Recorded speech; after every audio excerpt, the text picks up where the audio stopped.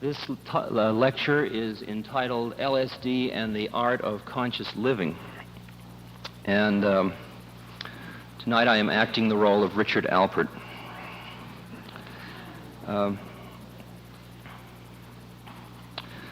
I'm so used to starting these meetings that I've been holding on the West Coast with a legal disclaimer that rather than break a very adaptive habit, let me start by saying that nothing I will say tonight should in any way be interpreted as my advocating the overthrow of the United States government by force or violence.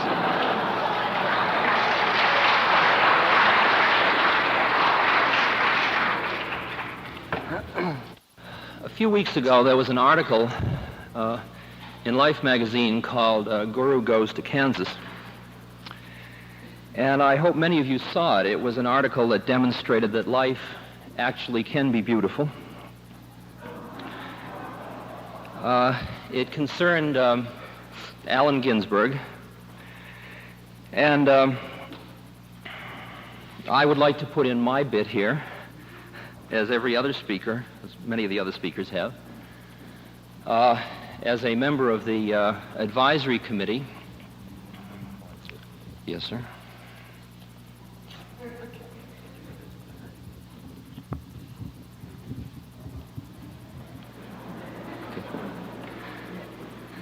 As a member of the advisory committee, I was a little concerned that none of us were consulted about dropping Allen from the program. And I think that there is a certain humor in the fact that the University of California didn't consider him a sufficient expert to participate in this conference.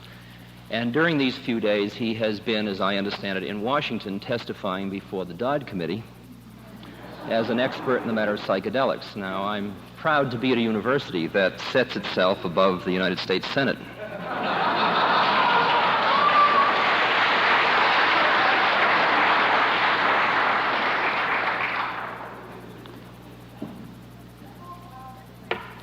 Talk louder, please. How about that? Okay.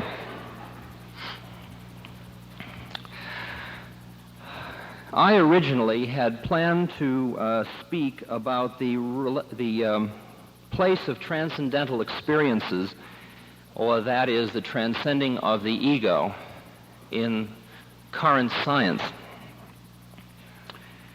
And I had planned to discuss adaptations that were necessary. And I was going to talk about reality and some of the major quests of man. And then Friday night, I was at the bookstore, and I bought a book which, when I read it, I found it had said everything I wanted to say. So rather than make believe I haven't read it, I decided to change my speech and merely recommend to you that you all read the book, because it comes from Abraham Maslow, and better it should come from him than me. The book is called Religions, Values, and Peak Experience. It's a lecture, the Kappa Delta Pi lecture series, and it's Ohio University Press, and I strongly urge that you all read this book. Religions, Values, and Peak Experiences.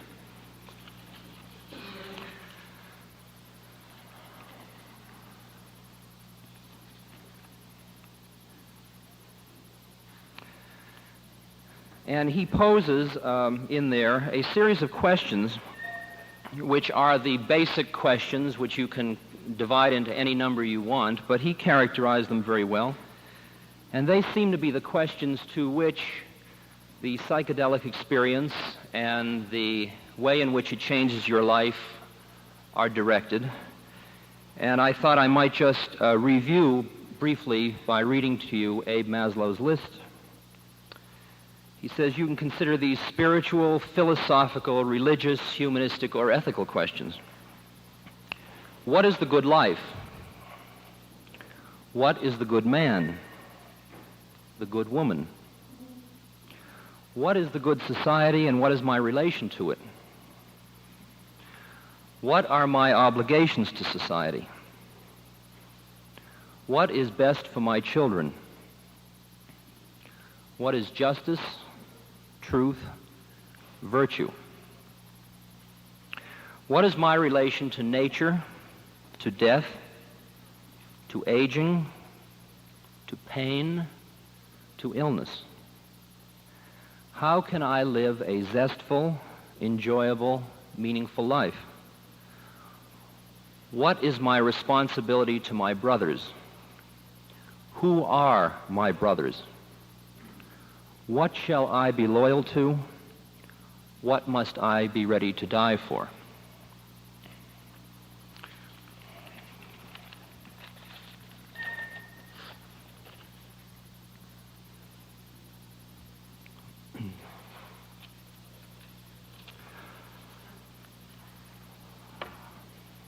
Now, tonight, I am primarily concerned with social institutions that we can conceive of that will help us realize some of the effects of psychedelic experiences.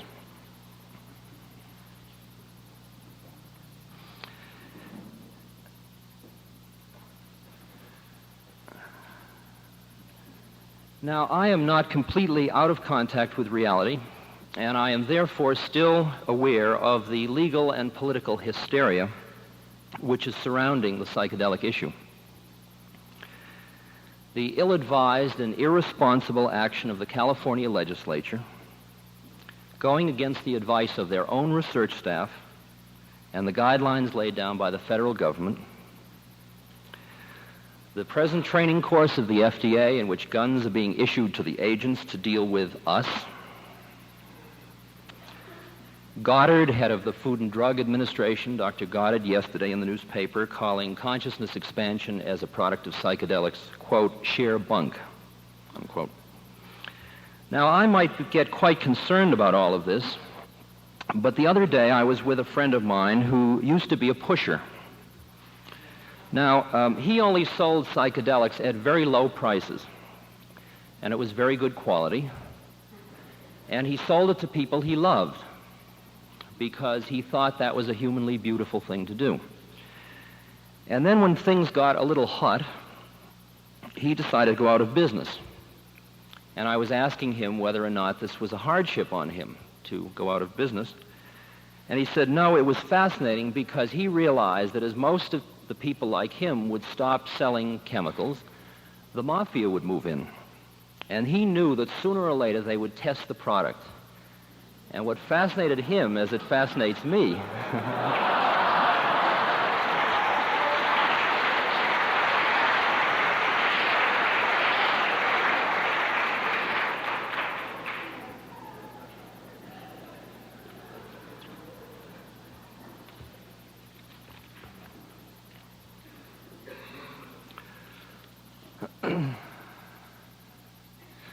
now, in discussing these social institutions, the issue that this situation in the government is raising concerns the interface between any kind of institution you could set up and the society in which that institution must function. And in the past few years, I've been identified with some institutions for which there has been some tension in the interface.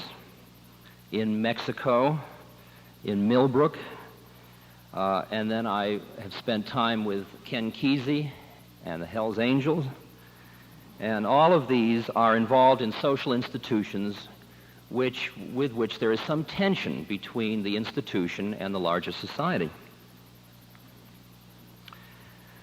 Now, what is being created by present legislation is merely intensifying, as far as I can see, the tension that exists within this interface. And I have suggested, along with colleagues, some alternatives to the government's present position. One of them, which a number of us have been suggesting, is that the government use the limited licensing which it uses for radioisotopes to set up centers which can be privately financed, government-controlled, where any responsible citizen could come and have a psychedelic experience for whatever reason he might choose. This would be allowing maximum freedom and yet some control and protection. It is now clear to me that well over 70% of the people who use psychedelics are not the least bit interested in being criminals. They are not feeling rebellious towards society, and they would welcome any reasonable alternative to the one that is currently being proposed, which is control out of existence for most of all of us. In a book that is coming out the day after tomorrow, in which I collaboratively non-collaborated with Sidney Cohen, I suggested in there that I wrote an open letter to the head of the Health, Education, and Welfare, Secretary Gardner, in which I suggested that they set up an agency similar to the FAA, the Federal Aviation Agency, and that they call the agency the Internal Flight Agency, or IF agency, and that the agency licensed people over 16 years of age who could successfully demonstrate that they could indeed take off and land safely. And the pilot's license you would get would allow you only to fly with other licensed pilots. It would be much later that you would get a solo license. And that in addition, the IF agency would provide ground control centers that you could call into if you needed help, if you got lost in the clouds. And furthermore, it would provide maps and charts for special journeys you might like to take. Now, when you think about it, there are a lot of planes sitting out at the airport, and we don't all go out and jump into them and fly away just for fun. We're all perfectly willing to go out and get licensed when we want to fly. And it isn't as unrealistic as it may sound at first glance. The Los Angeles CBS just called, and they said, did we hear in your news conference that you said there should be an agency like the Federal Aviation Agency? So I gave him a statement, and at the end he says, well, if that's what you want to say.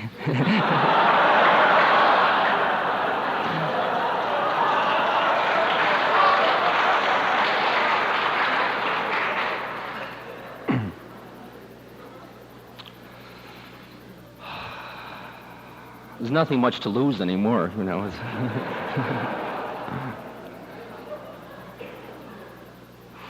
Well, now we can say, all right, taking the society as it presently exists, what kind of social institutions do and don't and could exist that we would be interested in? Now let me give you an example of one I tried to develop that didn't work. It couldn't exist, apparently. A while back here in down in Los Angeles, there was a Dr. Gary Fisher who was working in the back ward of a hospital with autistic children. Not artistic children, autistic children. These are children who, at the earliest stages of their development, somehow have failed to relate to the outside world. So the result is that nothing that comes in from the outside alters their thought process, so they don't learn anything. They're turned off to the outside world, if you will, by a very early learning experience. There's nothing organically wrong with them. Now, Dr. Fisher invited us to sit in on one of his sessions, and we came in near the end of it. This was a session in a back room, in a room in the hospital. It had been fixed up. It had drapes and carpets. Tchaikovsky was playing on the record player. There was a medical student who was a sitter during the day, and he was holding the child. And this was a 9-year-old child who had been administered LSD earlier in the day. Now, I've worked as a child psychologist for a number of years, and I've seen many autistic children. And you could go right onto the back ward there and see them, and you could see the way in which they related to the environment. This child under LSD in this setting had a look of complete and open wonder in his eyes. And if I had seen anybody turned on to the world, it was that child. Now, the unfortunate situation there was that at the end of the session, the child was sent back into the ward. And those of you that have had psychedelic sessions can imagine what that all must be like. Now, the reason I bring this up, there is some research going on in New York with autistic children, but in this case, they give them LSD as if they were giving them penicillin. There is no attempt to deal with a psychological setting for the child. Now, the reason this interests me is because of a theory we've been playing with for a long time that concerns primarily animal research. And for many of you that have heard this, this is just a quick review. It concerns imprinting. In animal research, there are stages in development during which an animal seems to be very open to certain kinds of stimuli out in the environment. And if these stimuli occur, he makes a built-in response. If during these critical periods, as they're called, the stimulus doesn't occur in the environment, he never makes the appropriate response.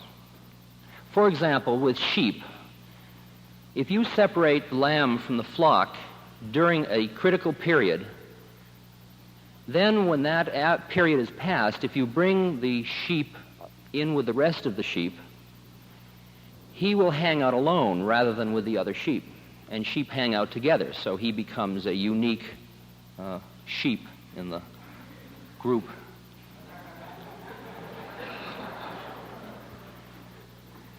This is an example of failure, if you will, to imprint the group during a critical period of his development. Well, now, if you apply this metaphor, and consider it only a metaphor, to human development, you could argue that at different stages in our development, different months, there are different critical periods during which time we are open to different kinds of experiences. This fits in, by the way, with the Freudian model of psychosexual stages of development and so on. Now, the reason further that I'm interested in this is because I'd noticed that even though all of us have had hundreds of sessions together, and each of us have even had many hundreds, I could still recognize all the people in the group. Certainly many of our characteristics were different, but Tim was still Tim, and Carol was still Carol, and Jane was Jane, and so on. And I was curious what the depths of the LSD experience were all about. And it seemed to me that what had happened was that we could deal very easily with the superficial personality characteristics and behaviors and the philosophical insights, but some of the core personality characteristics didn't seem to be open to our investigation, and I felt it was primarily because we didn't know how to program sessions to explore those areas. Then I realized why we don't know much about core personality is because everybody has one. It's like a Ford assembly line. All the Fords come out, so you never even know how it works because they all look the same. But autistic children are the one group where it goes wrong right at the beginning. And it stood to reason that if we could take these autistic children and indeed explore with them through LSD, we might indeed learn something about this initial laying down of core personality concepts. Well, I wanted to correct for Gary Fisher's problem, and so I designed a study which would be run out at a country estate with doctors and so on, and we would have 2 rooms so that the child would move from the room he started in through the session into a whole new setting after the session. He'd be out with trees and rocks and water and so on. And I presented this in great detail through a number of medical and doctorate, PhD people to the state of Connecticut. And 7 months went by, and I had a number of letters from the President's Commission on Mental Retardation. And finally, I got turned down. And the reason I got turned down was the inside statement, well, fluoridation is a hot issue for us this year, and we can't risk 2 hot political issues in 1 year. Now, you can all that know NIMH be reasonably assured that NIMH would not sponsor such a project either. So this is an example, if you will, of a type of study which cannot be done at this moment in this kind of a relaxed, loose setting because of the panic concerning LSD and the need for close institutional linkage. There is another institution I mentioned briefly which can't exist, although various of us are trying, and this concerns setting up a telephone emergency call service. Now, one of us has indeed been trying to do this, but I point out to her as well as to myself when we all thought about it, that if you were to list the telephone number in Los Angeles and say, anybody that's in trouble, call this number and we'll send a sitter over to be with you. This is a human service to be provided. The reaction of the government would be to tap the phone and arrest the people that would call. So here again is another social institution that we would like to set up that existing legislation does not allow a natural process to occur that would otherwise occur.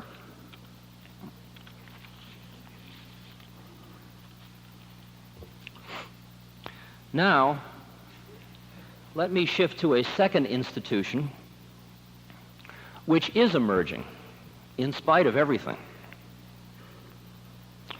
In 1965, we wrote up a model that was suggested a year earlier by Dr. Metzner, a model for a discotheque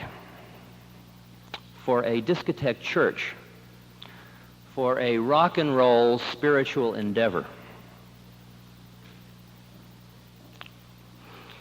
In our search, this is from the brochure, in our search for collaborative psychedelic game, we have evaluated various possibilities in terms of the following criteria.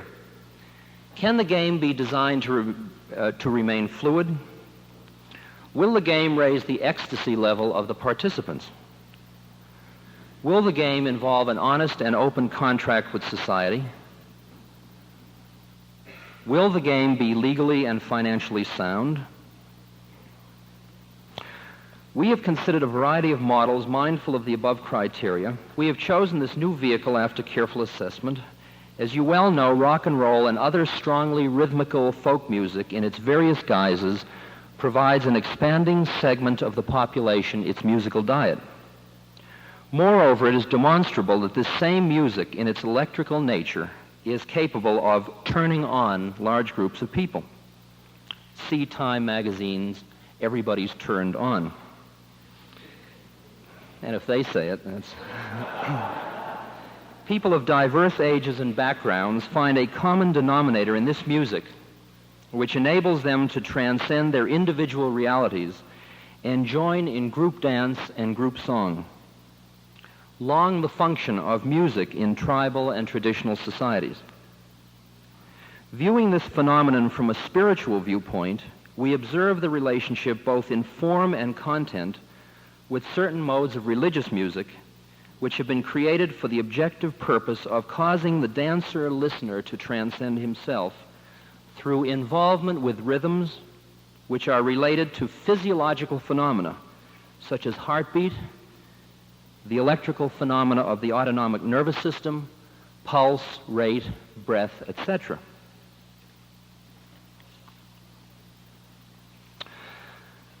Now, we had no sooner gotten the idea on the drawing board. We were obviously part of the zeitgeist because Ken Kesey very shortly thereafter started to appear with what were called his acid tests. Now, the acid test, when you read about it in the Los Angeles Times or in some of the other papers, San Jose Mercury, really sounded pretty scary. Here were a group of unknowing people coming to a dance hall, and LSD was being put in the lemonade, and people were having sessions in this large group scene. Now, I went to some of the acid tests, and in fact, I don't think there were very many people, in fact, I don't think there were hardly any at the ones I was at, that ever ingested any chemical that they didn't expect they were going to ingest.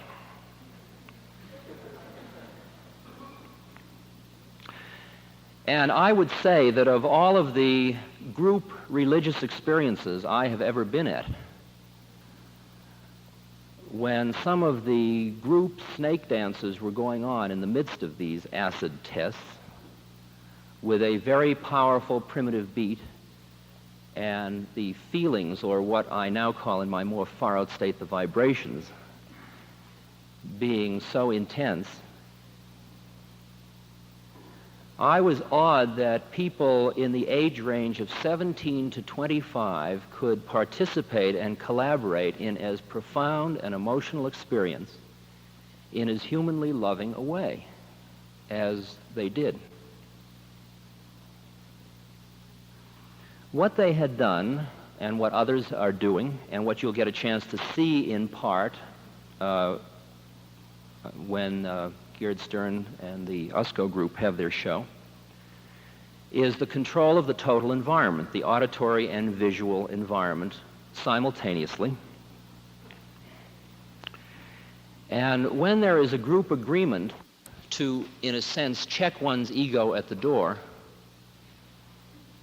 the experience for many of the people, especially when it is compounded with a strobe light, for example, is a tremendously intense and powerful one. And I look at the rock and roll groups that currently exist. Now, it is a known fact to me, although probably not a publicly statistically known fact, but it is I'll make an estimate, let's not call it a fact. I will make an estimate that 85 to 90% of the current rock and roll groups use psychedelics, okay? From the top on down.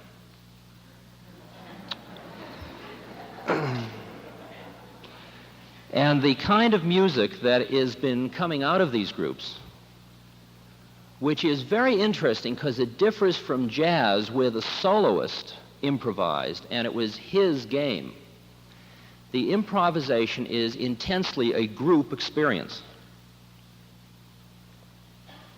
Just the titles of these groups, the Grateful Dead, the Lovin' Spoonfuls, just imagine that. Lovin' Spoonfuls play a song, Do You Believe in Magic? Now, in the influence of the East in rock and roll music with the sitar and the rhythms, the Eastern rhythms.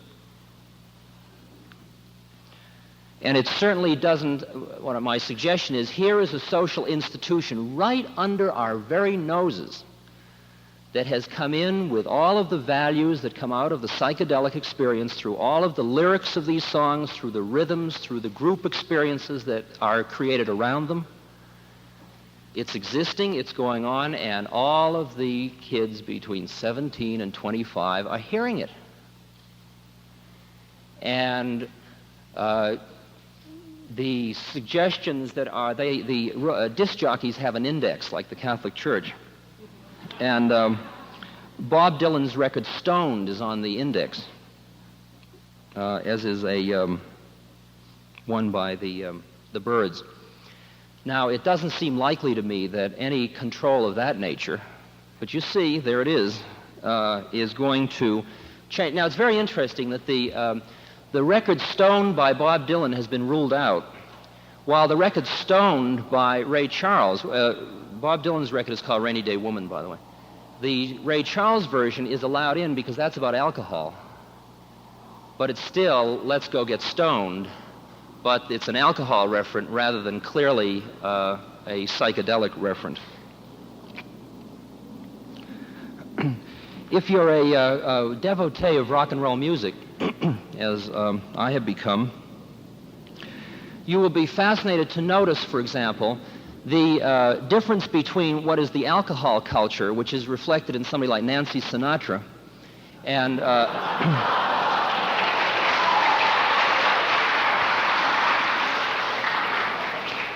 her record, Boots Are Made for Walking, and that's what they shall do. Now, when after the Mafia, we go that whole cycle, she will be singing The Word Is Love. as I understand it. That'll probably send me to jail.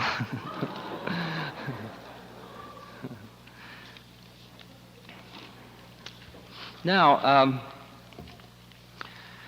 all right, so there, whether you've noticed it or not, is a social institution that has come right in and seems to be going right along. And now it's getting all American, and you can go to the Longshoremen's Hall and get an American version of this without the LSD, but with lights and colors and music, and people are experiencing something. Not as much as they would with acid, of course, but something.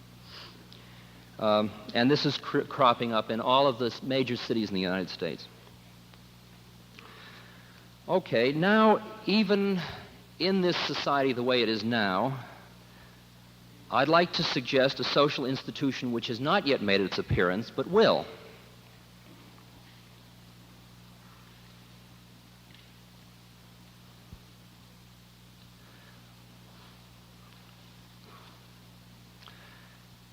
There has been an article circulated that is going to be discussed by Dr. Cohen, an article by Eric Cast.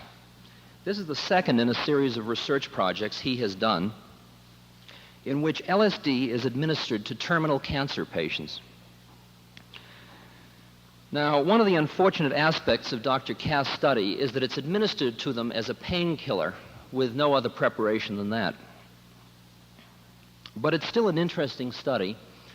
And when I read it in the World Medical News a few years ago, the phrase that haunted me was a quote from one of the patients in which the patient said, "I know I'm dying, but look at the beauty of the universe." Right? I know I'm dying, but look at the beauty of the universe. And that clicked in my computer with the memory of a woman whom I visited in Canada when I was speaking up there. She was close to 80, and I asked her why she was interested in LSD, because she had come to my lecture. And her answer was, well, the next major thing I have to do in life is to die. And I suspect that LSD may have something to do with this. Okay? There's the second bit of data I want to feed in. The third concerns Aldous Huxley's book Island, in which he gives an actual blueprint for a psychedelic death, in which the wife of the doctor experiences the dissociative moment, and the whole experience of dying is a positive, liberating one. Now, when you read that, you were amazed at how disparate it was from any known real-life experience of death you knew about in this culture, at least for me. Because almost without exception, in this culture, you are surrounded at times of death by people who deny death. Because there is a taboo about death that is much stronger than any sexual taboo you could ever imagine. So that as you're dying, people are saying, "You're looking better." As you're taking your last breath, "You'll be up and around tomorrow." No confrontation with up where, around where, just up and around.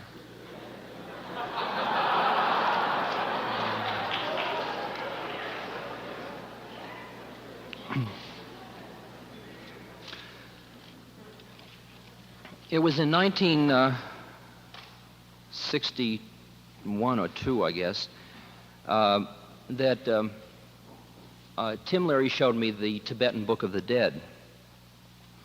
And it was on a Saturday, and I had had a session on a Thursday night with psilocybin. And as I leafed through this book, which was 2,500 years old, I came to a passage in the section on second Bardo hallucinations, which brought me up short. Because there, in very minute detail, was a description of the psychedelic experience I had had on Thursday night, and which I had described on Friday as ineffable. Okay?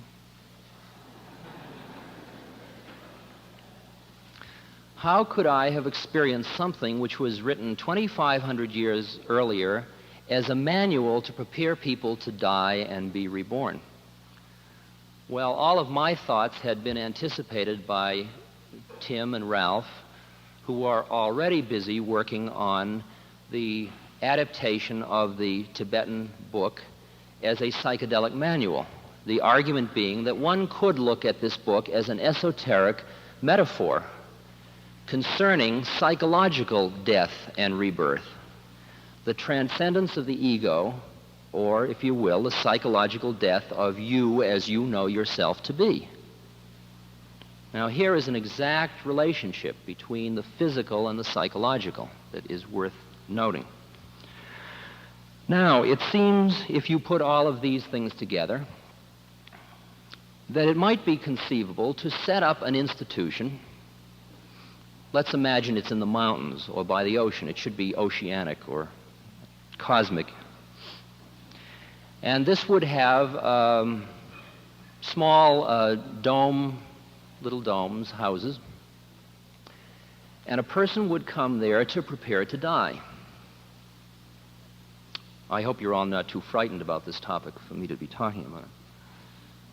Now, you could have as much medical help as you wanted, right? And furthermore, you could die in whatever religious metaphor you chose. You don't always find a psychedelic rabbi, psychedelic priest, perhaps, psychedelic ministers. There are lots of them. But in addition, when you came into the place, you would be assigned a psychedelic guide. And the whole orientation and approach would be one of dealing with training for how to get free of the ego, which creates so much of the pain and anguish concerned with dying. Now, as an aside, it's interesting to think of who the staff would be, because what you'd need are experienced people who have had many psychedelic sessions, gone in and out of their egos many times. Well, here we might go to the acid test to look for our staff. And indeed, when you think of the youth being what are called fringe members of society, because all they know how to do is to transcend their consciousness, apparently, we have now found a new social institution which employs them.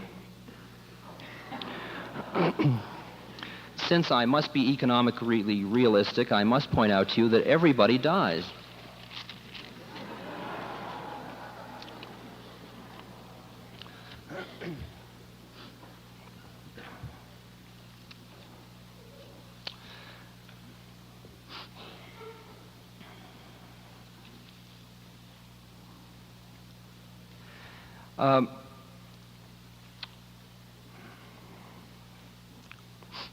My first experience with psychedelics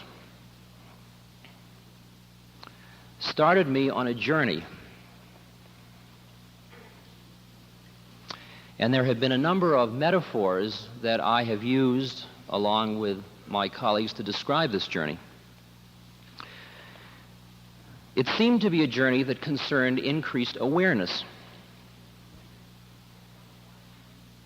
Now, I, as a Westerner, had always thought of evolution in terms of Darwinian evolution, and I had thought in terms of biological evolution.